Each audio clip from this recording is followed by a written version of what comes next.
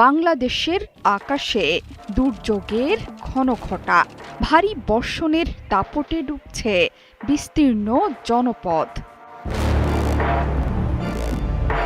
বর্তমানে সারা দেশে সক্রিয়, শক্তিশালী এবং প্রায় পূর্ণাঙ্গ বৃষ্টিবলয় ঝুমুল।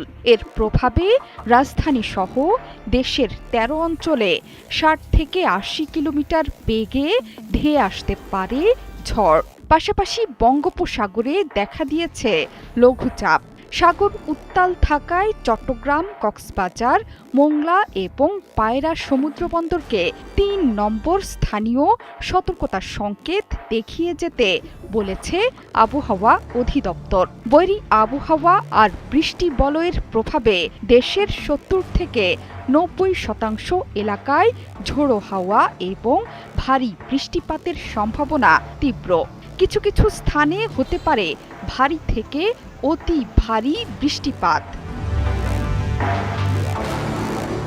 আবহাওয়া কর্মকর্তারা বলছেন, সক্রিয় বৃষ্টি বলয়ের প্রভাব সবচেয়ে বেশি পড়বে সিলেট বিভাগে। এরপর বেশি সক্রিয় থাকবে ময়মনসিংহ, রংপুর, ঢাকা বিভাগ এবং চট্টগ্রাম বিভাগের উত্তর অংশে। বরিশাল ও খুলনা বিভাগে হতে পারে মাঝারি মানের বৃষ্টিপাত। একটানা বৃষ্টিপাতের সম্ভাবনা কুড়িগ্রাম এবং লালমনিরহাট জেলায়। শুধুমাত্র রাজশাহী বিভাগের কিছু এলাকায় বৃষ্টির পরিমাণ তুলনামূলক কম থাকবে। ভারতের আসাম এবং মেঘালয়ের পাহাড়ি এলাকায় ভারী বৃষ্টির কারণে নামতে পারে পাহাড়ি ঢল। এই ঢলের কারণে বৃদ্ধি পাবে রংপুর, ময়মনসিংহ ও সিলেট বিভাগের নদ, নদী এবং হাওরের পানি। এর প্রভাবে সিলেট, ময়মনসিংহ বিভাগের নিচু এলাকায় দেখা দিতে পারে আকস্মিক প্লাবন। সেই সাথে সিলেট, মৌলভীবাজার, হবিগঞ্জ, সুনামগঞ্জ, নেত্রকোনা, ব্রাহ্মণবাড়িয়া ও কিশোরগঞ্জের নিম্নাঞ্চলে বৃষ্টির পানিতে দেখা দিতে পারে জলাবদ্ধতা।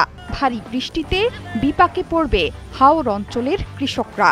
ফলে সিলেট, সুনামগঞ্জের সুরমা, কুশিয়ারা ও মৌলভীবাজার, হবিগঞ্জ জেলার মনু, খোয়াই নদীর পানি বাড়তে পারে। একদিকে বন্যার ঝুঁকি, অন্যদিকে পাকা আধা পাকা ধান।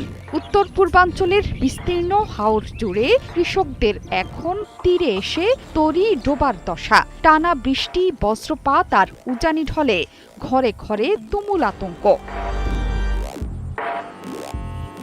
বন্যা আতঙ্কে দিশাহারা কৃষক। কোথাও পাকা আবার কোথাও আধা পাকা ধান কেটে ঘরে তুলছেন তারা। যদিও ২ দিনের ভারী বৃষ্টি, বজ্রপাতে ব্যাহত হচ্ছে মাঠের কাজ।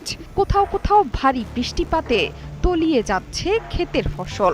সেই সাথে শিলাবৃষ্টি আর বজ্রপাতের ভয়। টানা বৃষ্টির মধ্যে বজ্রপাতে এখন পর্যন্ত সারা দেশে ১৪ জনের প্রাণহানি হয়েছে, যাদের বেশিরভাগই কৃষক, শ্রমিক।